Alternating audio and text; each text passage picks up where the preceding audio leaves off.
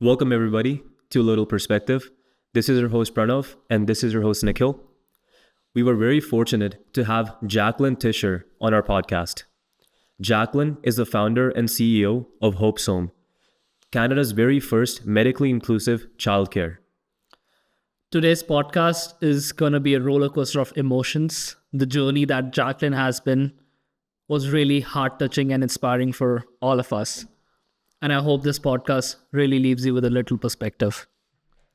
Hello, everyone. Welcome to A Little Perspective. This is your host, Nikhil, and this is your host, Pranav. And we have a very special guest among us, Jacqueline Tisher from Hope's Home. How are you doing, Jacqueline, today? I'm doing amazing. How are you guys? You're doing pretty good. Yeah, really excited for this. Me too. This is going to be awesome. We have been planning this for like 2 months now. Yes, so we're super excited. Mm-hmm. Yeah. So, Jacqueline, we usually start a podcast with our guests just telling our viewers, our audience, who they are, what they do. So why don't we just get the ball rolling with that?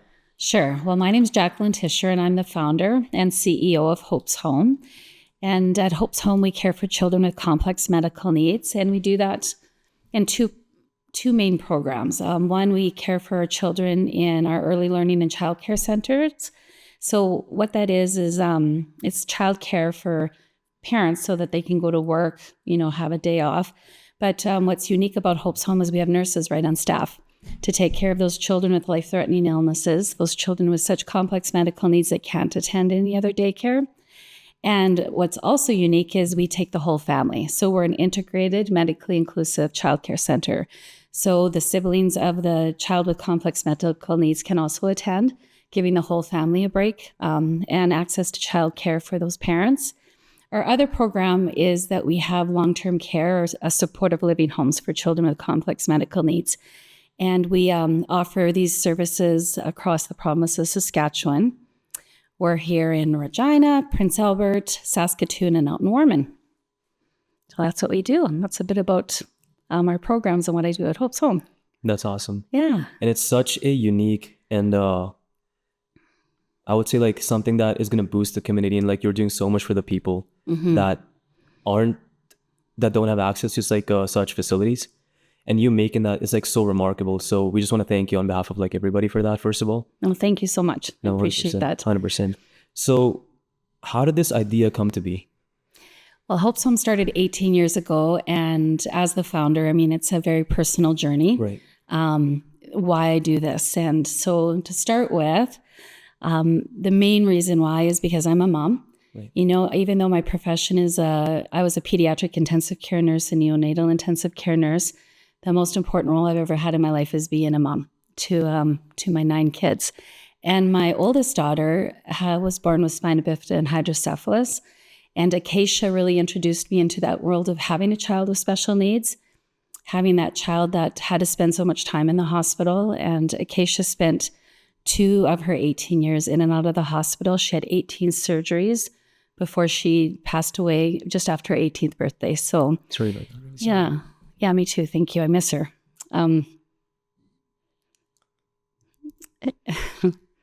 Anyway, sorry. She's really the inspiration of why I do what I do. And raising Acacia and then working in the hospital opened my eyes up to other kids like Acacia who didn't have the opportunity to go home for a variety of social reasons or, the complexity of these kids. So I was seeing children that were living and passing in the intensive care unit that I worked in. And I decided, at that time, my family and I decided to foster children that were living in the hospital. And we started with a little girl named Hope. Actually, Jasmine was before Hope. Jasmine was with us for about a month. She came home and celebrated her 2nd birthday after living in the hospital for 2 years. And unfortunately, we had her home for just that month. She had to go for heart surgery, and she never did come home after that. And then we had a little boy named Adam, and then along came Hope. And I think having Jasmine and Adam and then Hope, I realized what a gap there was for kids with complex medical needs and the lack of support for the families. We were expecting in the hospital parents to take their kiddos home with they're on life support, they're on a ventilator, they're on tube feeds, they may seizure all the time, really, really complex. And we're doing a great job in acute care and neonatal intensive care and pediatric intensive care. Medical technology is advancing, but the community is so far behind as far as supporting parents that have these children in their home. So when Hope came along, we advocated for the support that I provide now, that we provide at Hope's Home in our childcare. I wanted somebody to take care of Hope, and I could go to work. At that time, I had, oh my goodness, Acacia, Victoria, Isaac, and Hope in my home. And I wanted childcare. So so I could work at night, somebody to come in and watch her because she was on a ventilator. She needed a nurse. And they were expecting me to do it 24/7. And I just said, that's impossible for any mom. So we talked to health at that time, social services, and finally they approved us for nighttime nursing. And then 2 days a week for a nurse to come in during the day. And we were really excited about that. But sadly, she picked up an infection in the hospital living there and passed away the next day. And so I think just going through those very personal journeys of loss with Acacia, then losing Hope, really gave me the passion for children with medical needs and our family. So long story short, that's how we started. That's how I started it. That's pretty amazing and pretty heart-touching. Thank you. Well, Yes. Pretty incredible children I have. No, definitely. Even when we were at Hope's Home after we left, we talked about how the work environment over there is just all based on emotions. Yes, Like, very people much care passion. about each other. Thank you. Like we saw you hugging the kids. It just made us realize we're missing so much. So I love that. Thank you so much. It's like I said, we've been around 18 years and we've grown. I started this in my house. It was 1,000 square foot home. We had 8 kids, and then we bought a bigger house and had 12 kids. And when we moved into our first building that Hope's Home actually owns on College Avenue here, we had, I think it was 12 kids, 10 on our wait list, and 4 staff. And we thought we arrived. We were so excited. And we're like, this is it. We're taking care of all the kids. Yeah, no. And here we are now. We have 360 children that attend our early learning centers in the province, soon to be 500 with our expansion in Saskatoon. And we have 29 children that live with us 24 hours a day in our homes across the province. And close to 400 employees. So it has really changed and evolved over the years as we continue to meet the gap of care for children with medical needs. It's incredible. And thank you for acknowledging my staff and the passion they have, because I don't do this. I was crazy enough to say, I think we should do that. But I have many followers who come along and love our kids and show up every day with passion and purpose and take care of our kids. So how do you reflect back like over the journey of the Hope's Home? How do I reflect back? Well, I call it the journey of hope. Yeah. I look at my journey as, some people from the outside life say that's a lot of loss. I talked about my 9 children, and we lost, 2 in our family, two babies and Acacia. Angelica, Thomas, and Acacia, and that's hard in itself to lose children. And anticipated children, and then our having foster kids too. I think going through that journey, you have choices.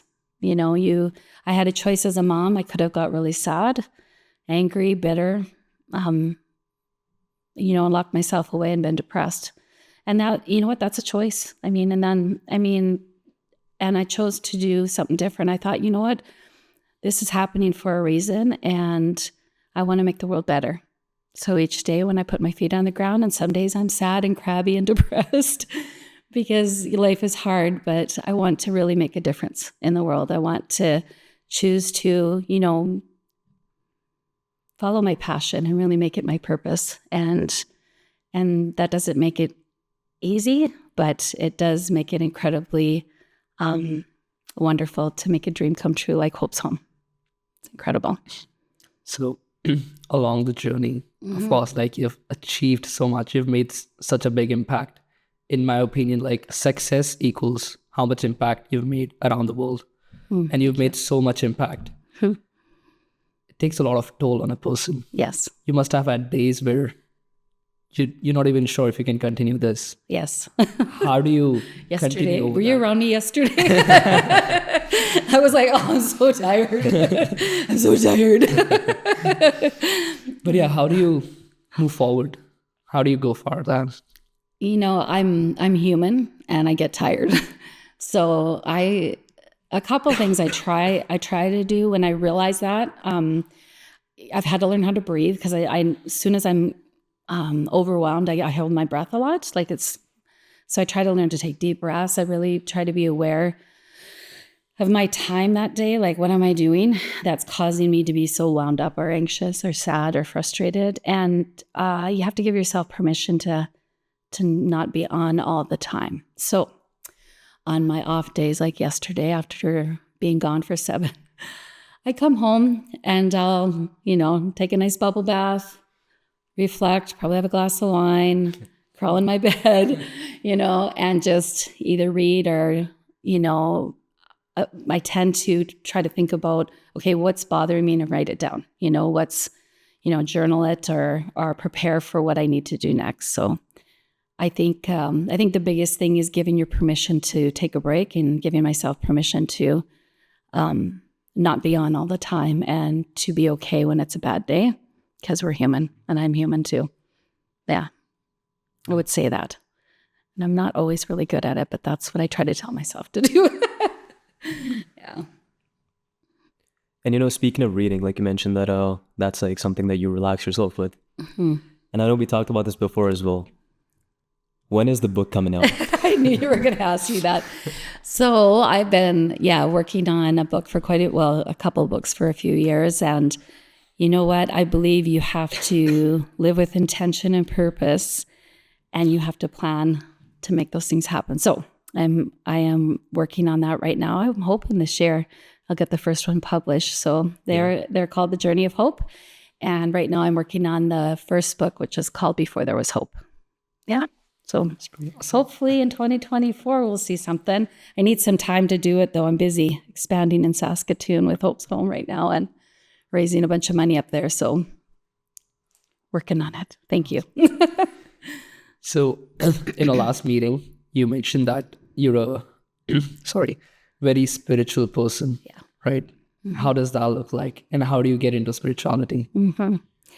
I think, when you talked about how you handle all the loss or things that I've gone through, I would say that's foundational. I believe in a higher power or someone, greater than myself. I think it'd be really hard not to have some sort of faith or belief or spiritual understanding or experience. And that's been part of my life since I was very little, just a very, very real realization that, especially when it comes to life and death, there's a lot of fear and misunderstanding around, I think, loss or death. And people are scared, because it's so unknown what's going to happen.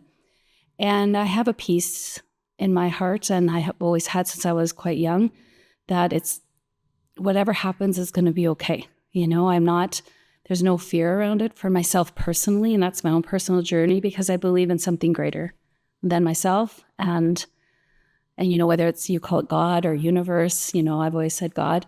That's been my faith journey, and it's given me strength, especially when I'm screaming, why? Why is this happening to me? Why do I have to bury my beautiful daughter?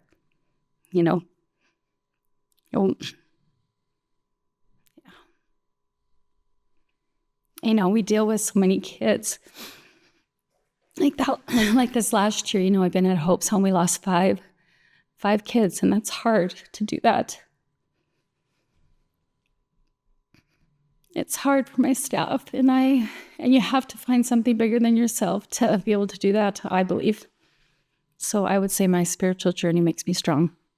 Yeah, gives me that strength that I need, that faith that I need to go on, and gives me hope that there's a bigger day tomorrow. Right. Mm-hmm.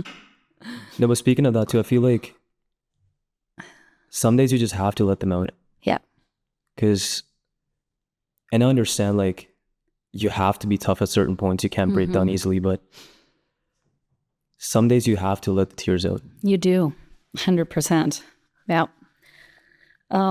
Otherwise you'll bust inside. You feel like your head's going to explode if you don't. Like personally, I think it's important to cry, and to be able to feel your emotions and be real with them.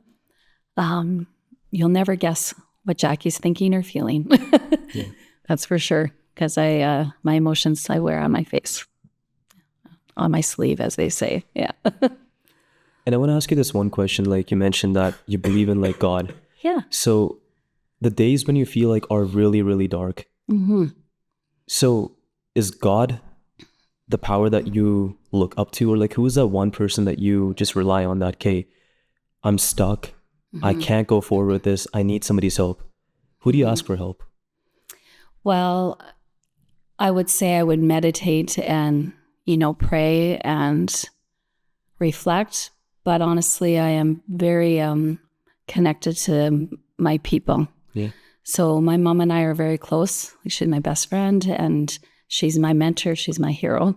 And I would call her probably first she's my, what can I say? She'll call me on my shit.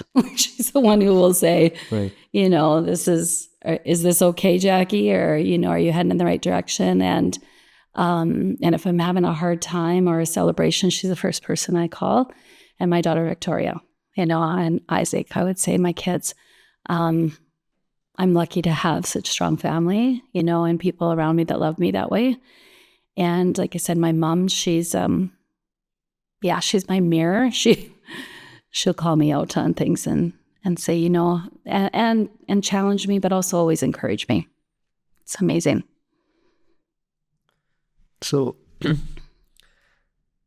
for a person like us, Yeah. like we're young, like we haven't experienced a lot of heartbreaks and losses in our lives.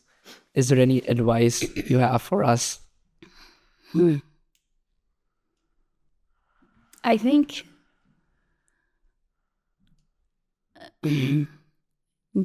everybody asks, when somebody goes through a hard time, why me? That will be your first response. Why me? Why did I lose my daughter? Why did I lose my, my spouse recently?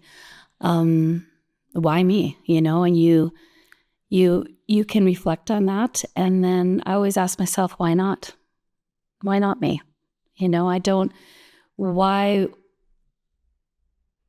What is so special or different about me than anybody else that's gone through loss?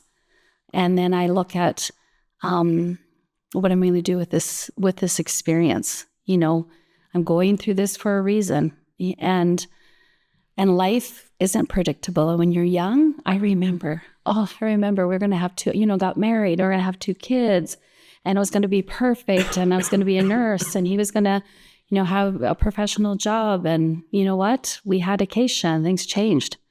And, we lost 2 babies and things changed, and we got divorced and things changed, and that's life. So I think for young people is to dream big and go after those dreams. When hard things happen, why not? Why not you? And what are you going to do with it? What are you going to do with that experience? Are you going to let it devastate you and crush you? Are you going to pick your big girl panties up and make a difference in the world? Because that's what I always say to my kids, pull them up. What are we going to do, and how are we going to make a difference? It's a choice. It really is. It's a choice on how we respond to the things that happen in our life. It's our choice. It's our decision. Nobody else can choose our words. Nobody else can choose our actions. Nobody else can choose our attitudes. Only us. We choose those. We choose those every day. That's what I would say. No, that's really, I think we're at like a loss of words too, because it's really inspirational. And like, I don't think we have enough words to tell you like how amazing of a person you are and like what kind of impact you're actually putting out there in this world. Thank you. No, 100%. No. And that's just like we mean that from the bottom of our hearts. Well, you're very sweet, you guys. I appreciate it. That's very kind. Very kind. And you're so expressive. Like in our minds, we're thinking you'll start the podcast light and then, we'll dive into the. Oh, you know me, I just get right into it. Just get right into it. It's awesome. Oh, life is short, and well, you're asking very good questions, and I appreciate it. And I appreciate the opportunity to be honest. And I've heard people say this, Jackie, you're so vulnerable. You just speak. I speak my truth. That's all I know. I don't know any different. This is who I am, and this is what I do, and And that's what matters in the end, right? Mm-hmm. Yeah, got to be authentic to ourselves and remind ourselves when we're not. Yeah. Right. So, like a couple podcasts ago, we had a guest named Bruce Anderson. He's the professor at university, and we were talking about leadership. And we talked about how parenting is probably the most important leadership role in a person's life. It is. What's one big lesson that you learned as a mom? Well, that's one of the areas I'm probably the hardest on myself in parenting is that I was always so busy growing Hope's Home and taking care of everybody else's kids that my kids, it was hard on them. I will be honest, growing up. And I think as a parent, if we can learn to raise our kids honestly, and transparently. And I think when you can wake up one day and your teenagers love you and they're your friend, then you've done a good job. And I can say I'm very good friends with my kids, with Tyson, Isaac, and Victoria. Yeah, very good friends. I love them. Yeah. And we don't know it all. We can listen. I think listening to your kids is number one. Always listen to them. They have much to say, and I think taking time is the number one, is just taking time for your kids and listening to them. It's the best advice I would give. I've heard this from a lot of people that, until they become parents, they think that they know a lot of stuff, right? The moment you become parent, you realize that you learn a lot from your kid as well. Yes. Even if it's like a 3-year-old daughter, you can learn from her. So that's pretty amazing. 100%. I love, not only the lessons I've learned from my children, but, even our kids at Hope's Home, they're incredible teachers. They are. They're not only incredible learners, but they're incredible teachers. And our little ones are exploring all the time and asking, amazing questions. They want to know, they want to understand. Everything's so new, everything's so exciting. Everything is full of wonder and amazement to little ones, right? And to be able to see things through children's eyes gives us a new perspective on our adult reality, because it's not fun adulting. It's a lot of responsibility. And kids, they got it. They've got it for a long time. We have lots of lessons we can learn from our children, or reminders of what's really, really important in our day and in our lives. I think this was last week, and we had a podcast guest. Her name is Rachel, and she's basically the CEO of Session here in Regina. Okay. Yeah, it's like a workout studio. Cool. And she says this amazing thing that every day that she walks into her studio, when she sees her staff, when she sees her clients, she's just starstruck that they show up every single day. Do you ever get that feeling when you walk into any of your daycares, any of the childcare centers, and you see your staff is there, the kids are always laughing, smiling. Yeah. So how do you describe that? It's interesting because I've been touring around to the locations and visiting the kids. And when I walk into Hope's Home, I feel family. This is my family. And family is a funny word because not everybody has a perfect, wonderful family, happy family. But to me, family is joy. Family is acceptance. Family is love. And that's what I feel when I walk into any Hope's Home. I feel that from the staff, and I feel it from the children that are there. And just the joy and excitement and fun that they're having is pretty incredible. And I'm very, very, very proud of the staff on everything that they do at Hope's Home, because it's not me, you know. Like I said, I was crazy enough to start it, but I have 400 passionate people that want to take care of our kids every day and love it. And they make the difference. So yeah, I would say family and love is what I see when I walk in Hope's Home, for sure. Sorry, my voice is so dead right now. That's all right. I'm going to ask you very selfish questions. Like we ask selfish questions because we want to learn here.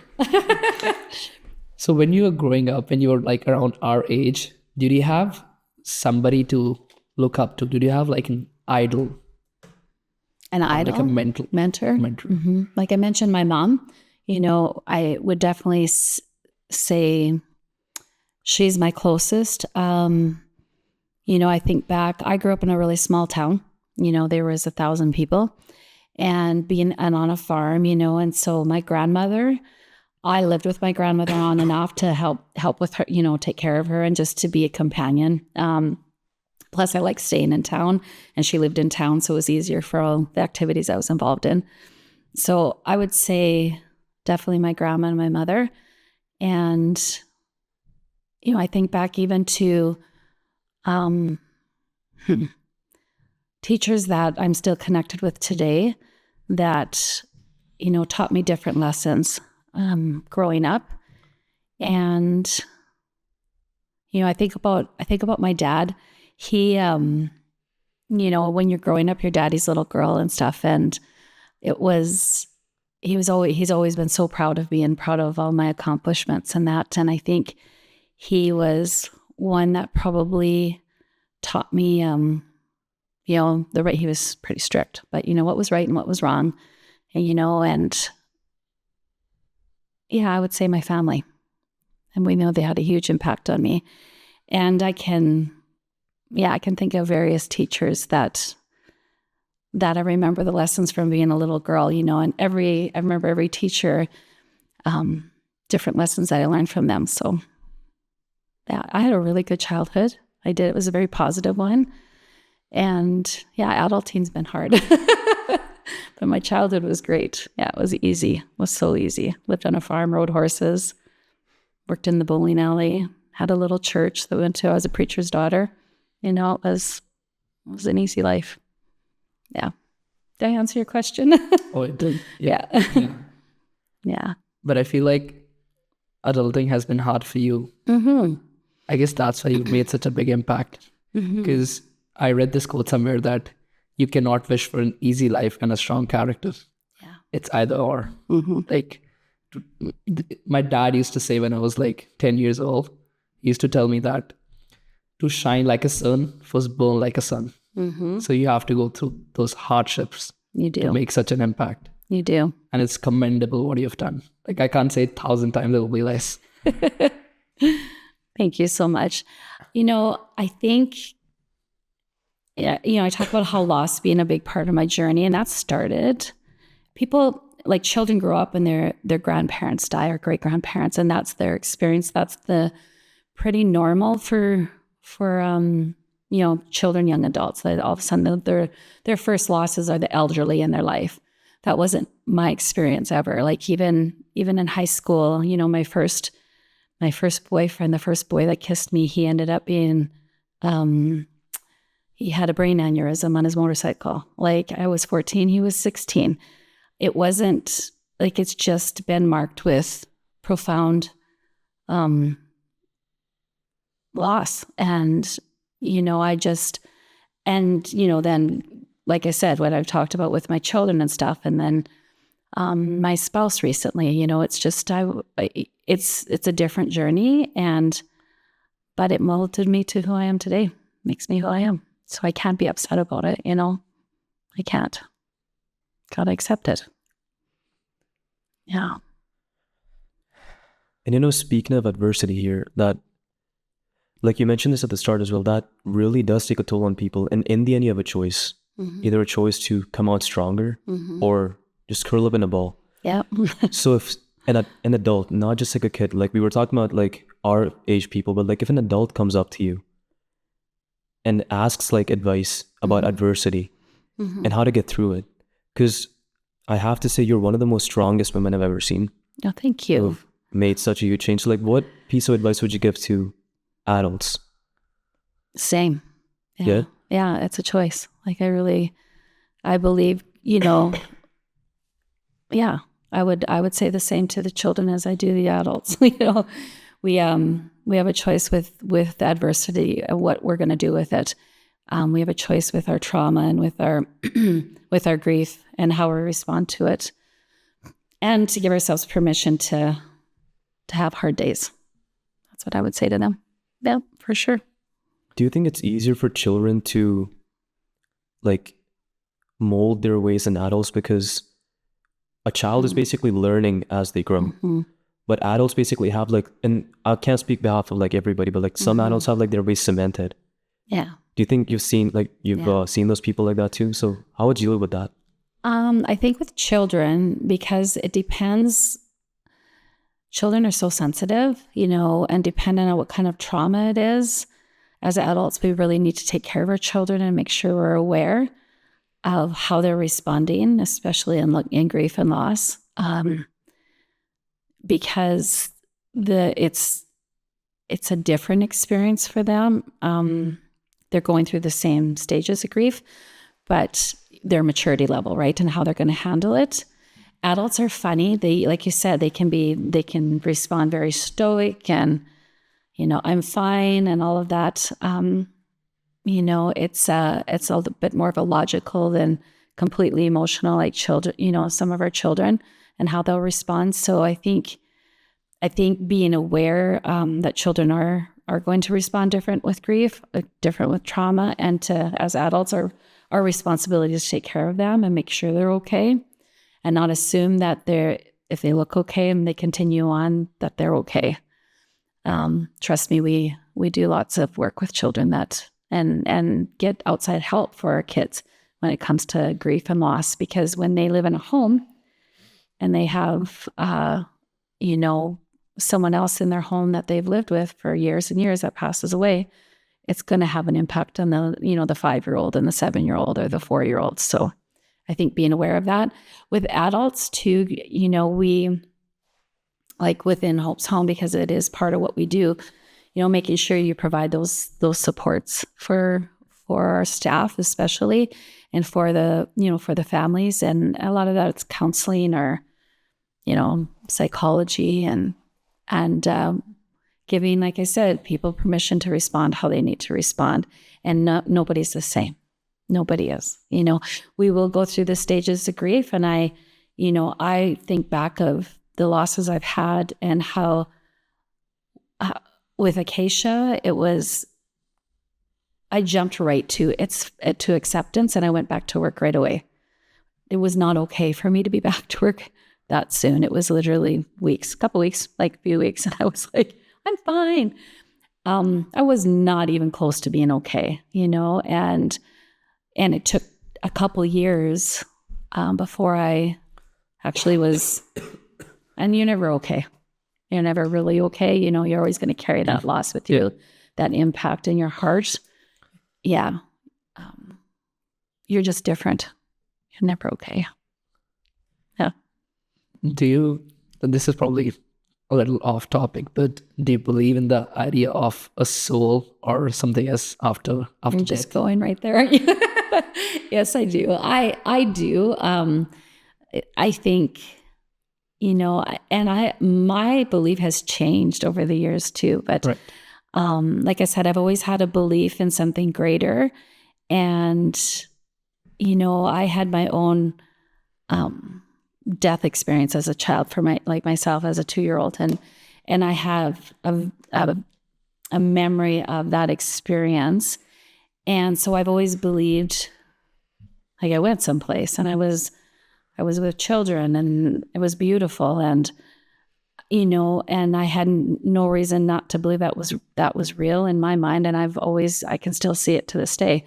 Where was that? I don't know, but I believe there was something, and did enough research on, people that have come, been resuscitated or come back and have seen even that in ICU, where it's like interesting what people see. So is it Is it heaven? Is it another dimension? Is it, who knows? And we'll see. We'll all see. It's one thing we have in common with 100% of humanity. We are born and we will die. And 100% of us. So, and all of us have an idea what that is, whether it's an acceptance or a fear. I believe it's going to be wonderful. It's going to be fine. Definitely not worried about it. Yeah. So I've been exploring this idea of like death, and there's two philosophies that I've come across. One is a Greek philosophy that talks about memento mori, which basically means that ancient Greeks used to ponder upon death a lot. So memento mori means that you have to die. And that kind of pushes you that, you're going to die tomorrow. You could die tomorrow. So live your life today. Right? And then there's this philosophy in Hinduism that don't be scared of death. Get away the fear of death. Yeah. So I'm kind of confused what to believe in, what to get into. Interesting. So I know for myself, I believe, like I was raised more of in the Christian faith. Right. And I've always believed that I think what's evolved for me is that not everything's so black and white. Do you know what I mean? Like not everything is so straightforward and rigid. I think God is a gracious, loving God. If, universe, whatever you believe in, I believe if there's someone that, or something that's overseeing this, it's good. It's good, whatever that is. And, we can, we only have one life to live. Let's live it crazy, right? Let's just, who cares? Like, what does it matter, and just, all caution aside. And then there's that other side where it's like everything I do is making a difference on eternity. Well, yeah, but really, like, how are you living your life? And I think I'm not going to lose any more sleep over that. I've done enough of that in my life, worrying about, oh my goodness, am I doing it right or wrong? Am I living right or wrong? I'm living my life every day. And I would say when it comes to, spirit and just being intuitive and listening to that inside, what you're supposed to do, in your heart what's right for you. And it doesn't look the same for everybody. So I don't know if that answers your question, but I think people can waste their time getting hung up and beating themselves up where they're trying to do it perfect. Are you kidding me? Life is hard, and I have very good friends that believe in God and very like black and white. This is how things are. I have family members that way. Have other friends and, that are Hindus or they're, believe in, many, different expression of how they believe in spirituality, and I have my daughter, she was an organ donor when she passed Acacia. Well, her liver went to a beautiful Muslim man who prays 5 times a day. Who does that 5 times a day? I'm like, for my family, for me, for Acacia. I think all of us have our own journey, and how we express it is up to you. If it's Christian faith, Hindu faith, Muslim faith, whatever, it's that desire there's got to be something bigger than this. I can't be just here and then worms and dirt, as I've heard people say. That would suck. And maybe it is worms and dirt, but I'm not going to live that way. Not. I believe it's bigger. I do. Just follow what your heart says. Yeah, I do. And don't hold it over each other. If I'm a Muslim and believe that, and I pray 5 times a day, and that's, or I'm Jewish and expressing myself that way, or Hindu or Christian, I believe, that's how you're raised, that's what you're comfortable, and that's how you're expressing and finding your relationship with something bigger than yourself. And I always look at it as a relationship. I have my own personal one with the Great Spirit. I do. And it's my own and it's individual, as you do and as you do. I'm sure they know. And I feel like when we get off is when we tell other people it has to be like me. Really? Why? It's my opinion anyway. Do you have like a ritual, a spiritual ritual that you follow? Like meditation or anything? No, I would say, I used to always say I pray without ceasing. So I'm very, I talk to God the way I talk to you. Like, I'm just like, it's just very, when I'm mad, I'm mad. When I'm sad, I'm sad. And I think it's part of just my daily life. It's not, I take time and I meditate and pray probably, but I would say it would be more, it's throughout the day.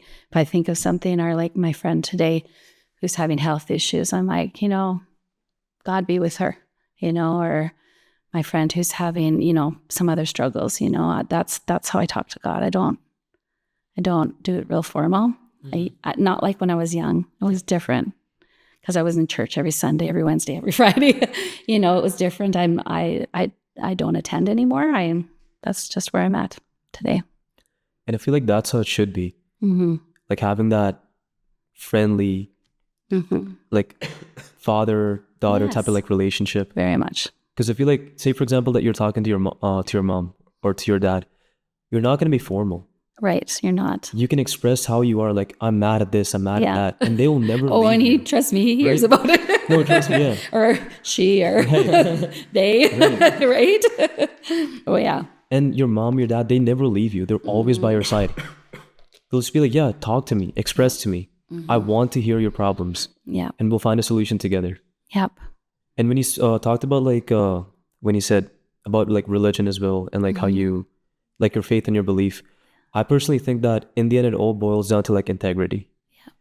Like you subconsciously know what's the right thing and what's the wrong thing to do. Yeah. If you can go to bed easy at night without any grudges with yourself, without your subconscious like screaming in your head that you did something wrong, you did something wrong. I feel like you're on the right path. Yes, I do too. In the end, it's about like just knowing that, yeah, I made the right calls tonight and I can just rest easy. There's no greater feeling than peace. Right. Right? There's no greater feeling than peace.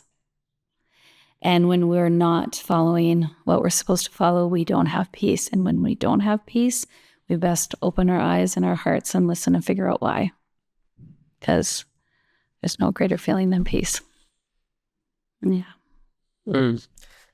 I saw this interview of Mike Tyson, and he was talking about how, like, the podcaster asked him that, you were the heavyweight champion at 20 years old. You actually won the world in boxing. You had everything. You had millions of dollars.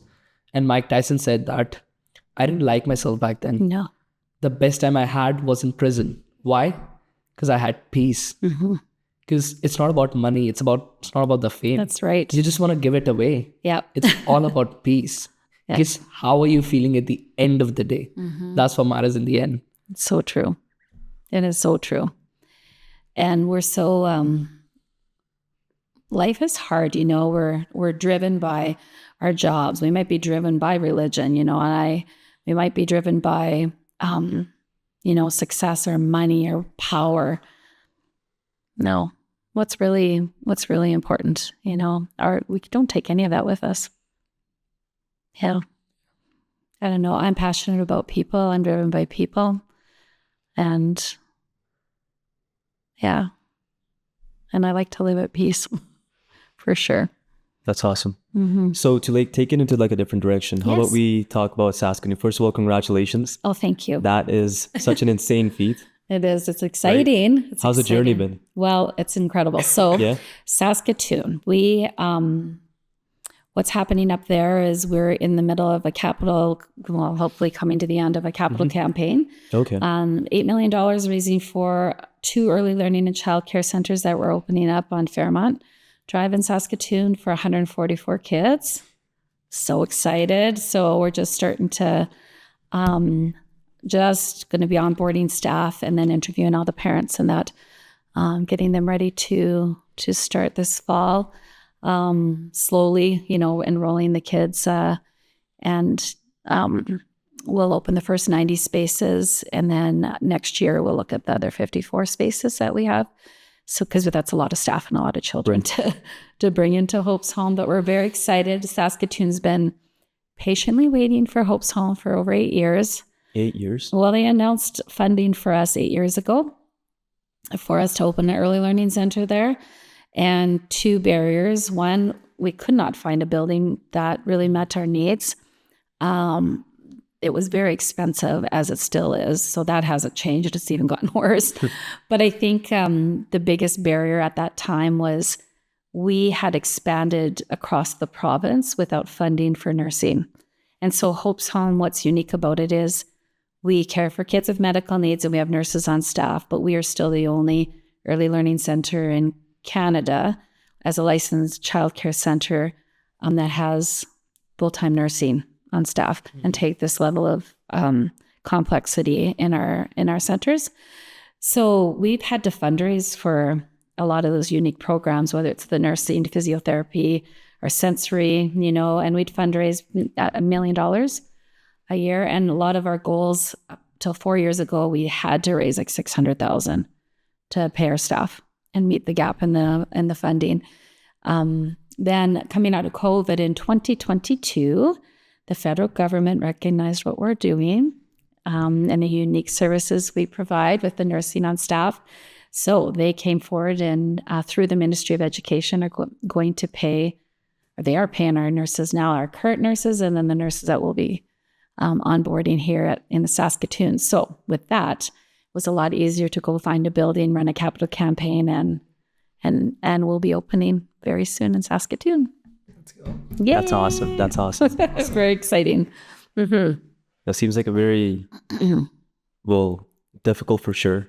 Because you said like it's been spanning over like 8 years. Yes, taken forever. Right. But finally, when you see like your fruits actually reaping, I don't think there's a better feeling than that. Oh my goodness, no. It's a beautiful facility and just the need in Saskatoon is quite large. We have, with the Children's Hospital there, I think there's been a real, move of some families to live in Saskatoon to be closer to their specialists or their physicians that are located at the Children's Hospital. So the families need the support that we're going to provide for them. So we're very excited to meet our kids up there and meet the parents and make a difference.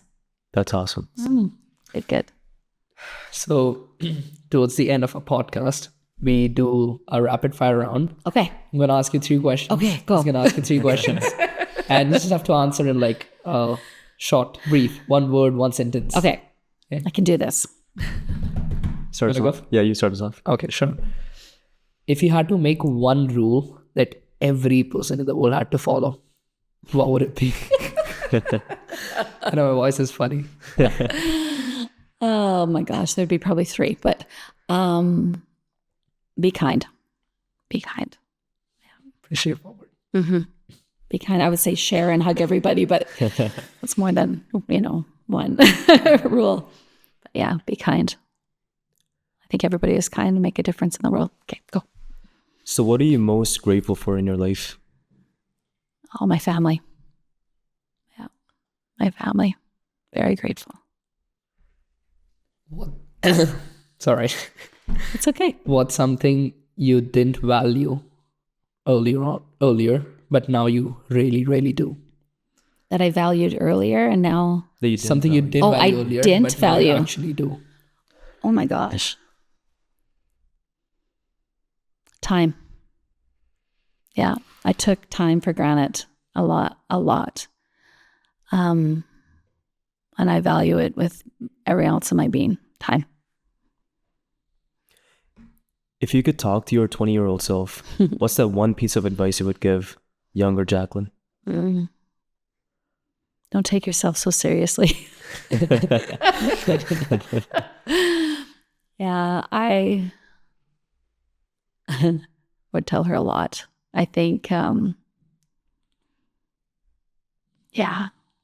We would love for you to I would say be kind to yourself. Yeah, be kind to yourself. Don't take yourself so seriously and take time to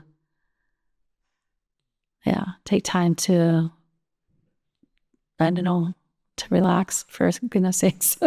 Yeah, that's what I'd tell her. a book recommendation. A book recommend? What would I recommend? Yeah. Or chairs, what do you mean? Oh, good Lord. Yeah. The Journey of Hope by Jacqueline Tisher. Coming out soon to a bookstore near you. Go check out. Oh my gosh. I keep putting it out. It's going to have to happen. I've got to finish that. Yeah. I don't, I can't think of anything off the top of my head. I'm terrible at remembering. I'm reading a book by Wendy Turner Larson right now, and it's taken me a while, and I can't remember the name of it. It's kind of a journaling book. Sorry. But Wendy, it's a really good book. She's a friend of mine. Yeah. So what's the legacy that you want to leave for Hope's Home?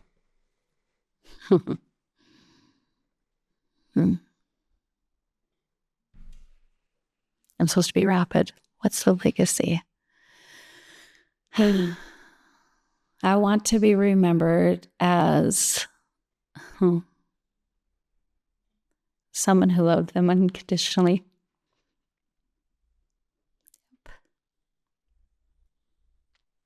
And I would tell all of them, I tell them all the time, live with intention and purpose for the rest of your life.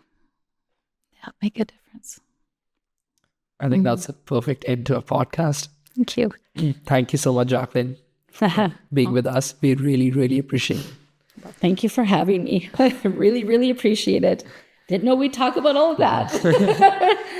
But no, we can't, and I think I speak on behalf of everybody in this room that this has been so moving and inspirational. And we just want to thank you. I feel like on behalf of our viewers, our audience, our community, thank you so much for what you've done. Oh, well, I hope it was worth the wait. Thank you for was. having It really me. was. It really was. Thank you so much, Jacqueline. Oh, thank you so much.